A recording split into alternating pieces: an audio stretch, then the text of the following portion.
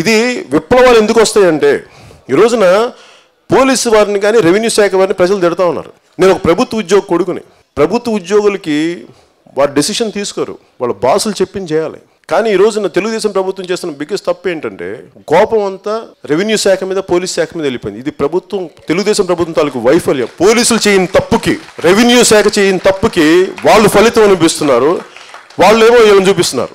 ముఖ్యమంత్రి గారిని ఎవరేమనలేరు, వారి రాజకీయ నాయకులను ఏమనలేరు. ఇది నాకు అనిపించింది. దీన్ని కానీ అడ్డుకోకపోతే ఈ భూసేకరణ చట్టం మీరు అడ్డగోలుగా ప్రయోగిస్తుంది ఏమైపోతుంది? ఎక్కడికి వెళ్ళినా అభివృద్ధికి ఎవరు వ్యతిరేకం కాదు.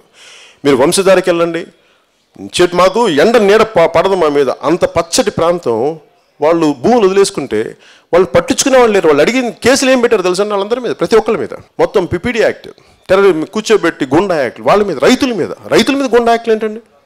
144 సెక్షన్ ఉండవాళ్ళు. ఇద్దరు నుంచి 4 లోపు ఉండాలా? వాళ్ళే ఉగ్రవాదులా? వాళ్ళే సంఘ వ్యతిరేక శక్తులా? రాత్రుల పూట ఎవరు వస్తారు? దొంగలు వస్తారు. రాత్రుల పూట మీకేం పైన వాళ్ళ పొలాల్లో తీసుకెళ్ళిపోవడానికి? రాత్రుల పూట దొంగలు వస్తారు. మరి ఏం భూమి దొంగలిపోతారు? కానీ మన బాధగా ఉంది, నవ్వులాటుగా ఉంది. కానీ ఎవరు రోడ్లు వేసుకున్నా రోడ్లు తీయడం ఎంతసేపులే.